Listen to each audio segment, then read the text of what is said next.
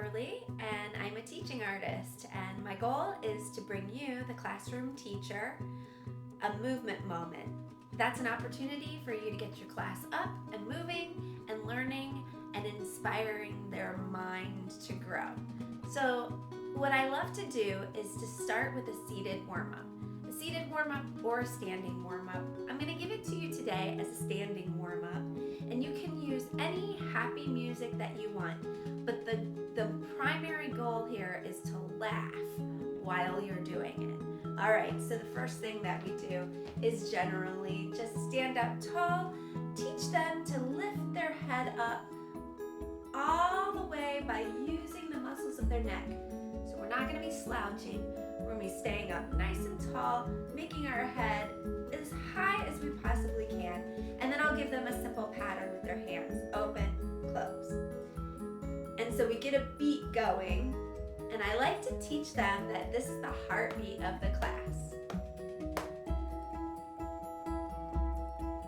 Great.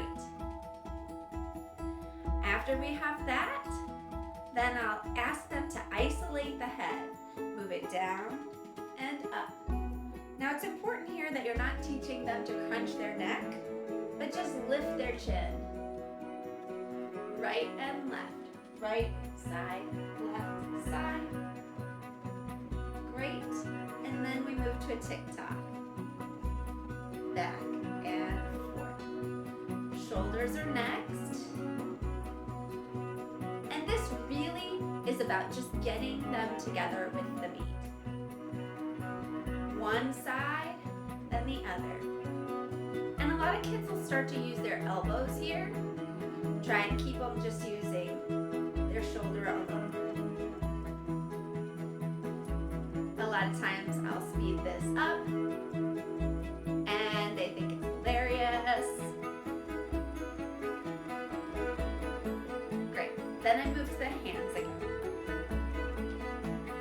Now, as we do this part of the exercise, I ask them, please don't give up. Whatever you do, stay together as a class. It's our heartbeat and we're going to keep it. So then I ask them to please point to their thumb, and we hold it for about 8 counts. 8, 7, 6, 5, 4, 3, 2, 1.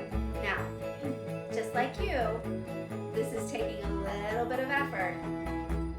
A lot of times students will get overstimulated or discouraged right here.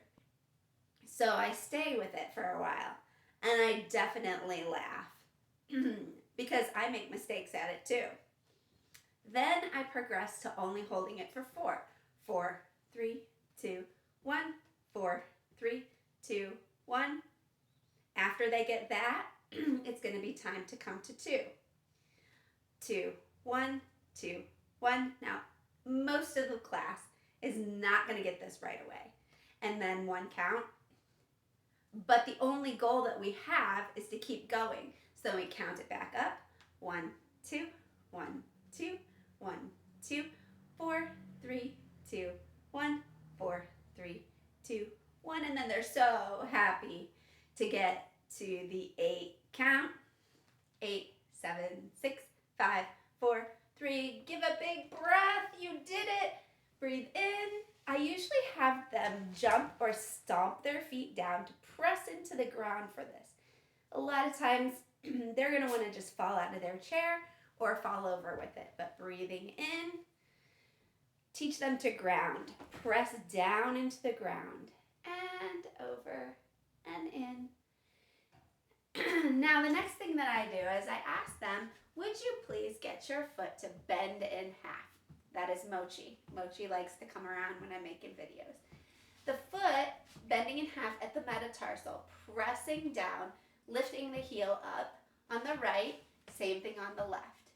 A lot of kids cannot even find how to bend their foot in half. So this can take a moment, but don't stop the music. Instead, go ahead and laugh, make it fun. Then I have them do both. After we get the knees going, well, I will say sometimes if I'm using a chair, before I do this exercise, I'll do sit down, stand up, sit down, stand up. I'll do that for just 8 times because it really does help warm the legs in a way that helps them balance. So then we go back, or we go forward to the 8 counts on the right, 8 counts on the left. Get them both going together, and of course we come back to here. Now they're just laughing. Everybody's laughing at this point, and we want to try to have them press through with perseverance and not give up. So here we go. 8, 7, 6. And I don't count it out. I usually just feel it because the laughter is plenty loud enough. And I usually need to use my mouth to keep them encouraged. Don't give up. You guys are doing so awesome. Here we go to 4. That's it.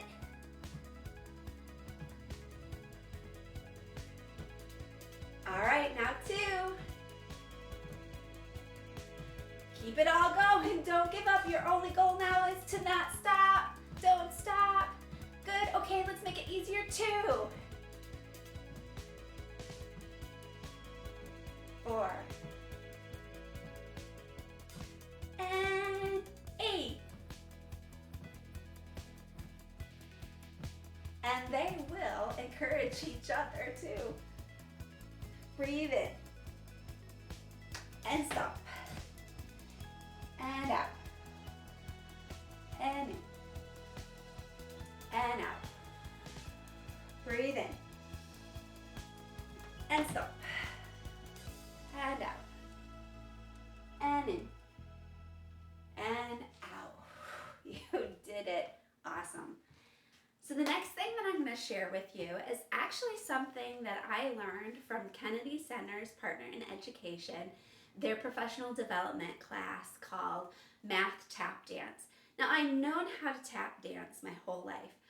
And when I learned how to tap dance as a child, I started doing my number facts with it. Now, I had a codified system of using my elbows, my shoulders, my knees, and my toes.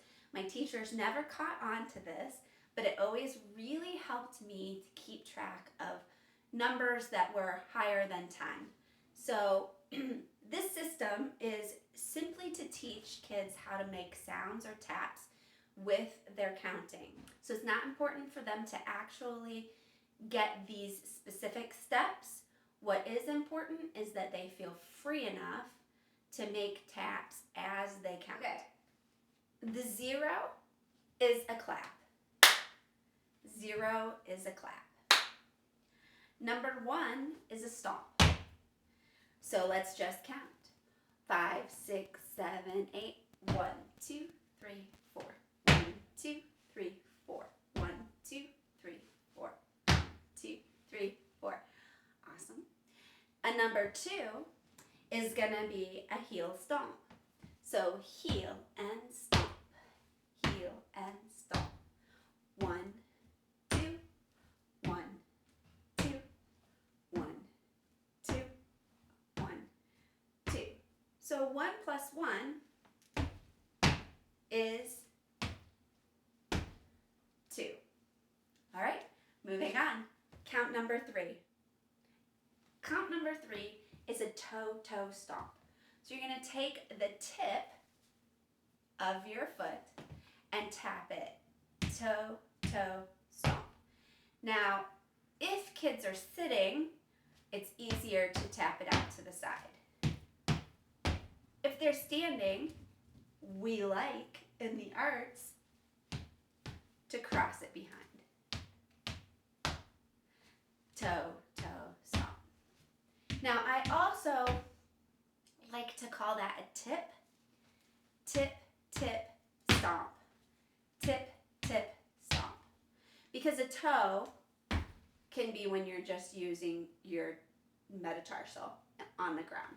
Okay, so let's do 1 plus 2 equals 3. So 1 plus 2 equals 3. All right, let's see your math dance.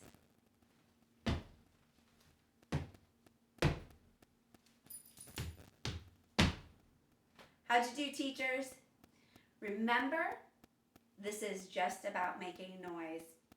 Honestly, it's about being able to let your students create their own structure, their own scaffolding for how they're going to be able to remember this for the rest of their life. Okay?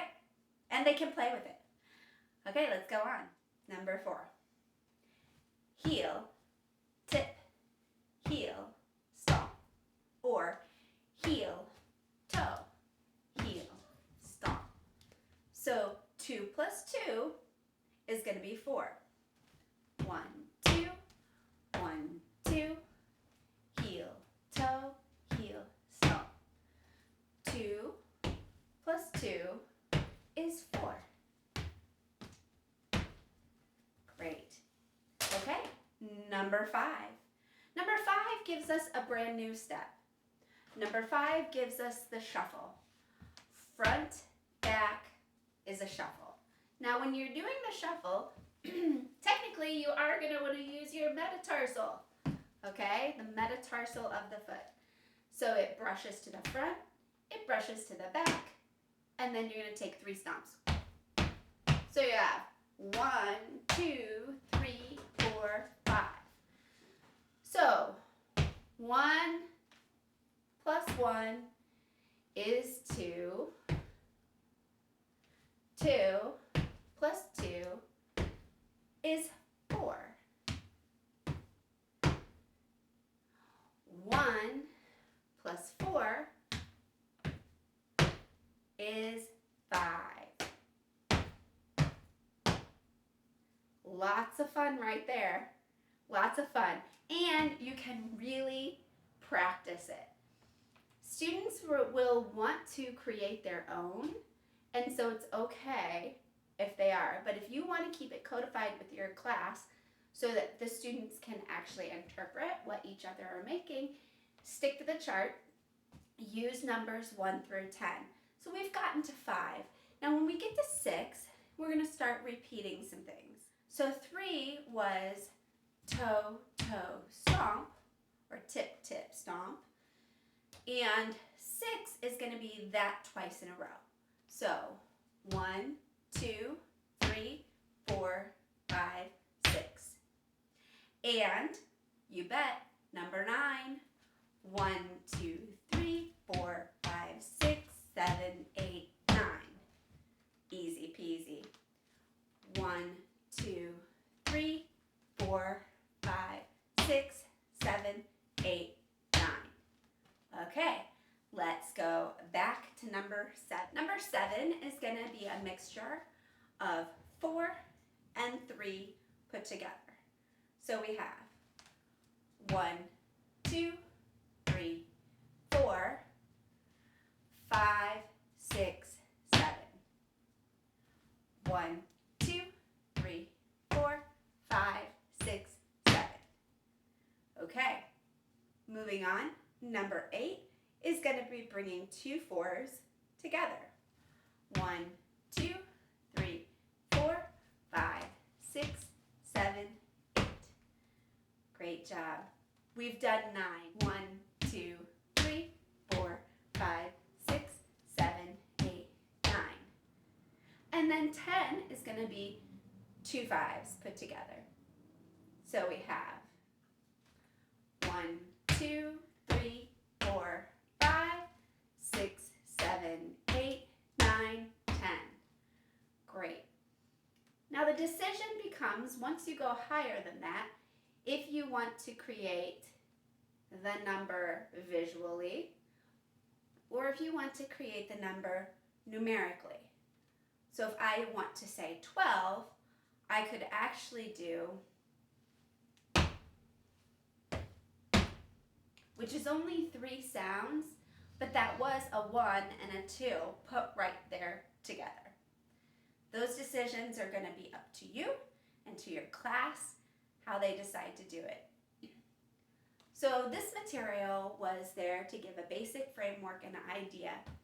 I like to call students choreographers right from the very beginning. A choreographer is a dance maker. And most of the time, once a student gets a little bit of movement, they start to create a lot more movement. So I believe that they can choreograph, as choreographers, their own math dances. All right, the way that I like to finish class is a universal way that classes are ended around the world. So it's important that students know that, because any class that they go to anywhere in the globe is going to have a beginning warm-up and an ending reverence. All right, the reverence I like to use is thank you to my friends on the right. Thank you to my friends on the left. Thank you to my classroom teacher for allowing a movement moment. And thank you to the person leading the class. All right, give yourself a hand. You did a wonderful job.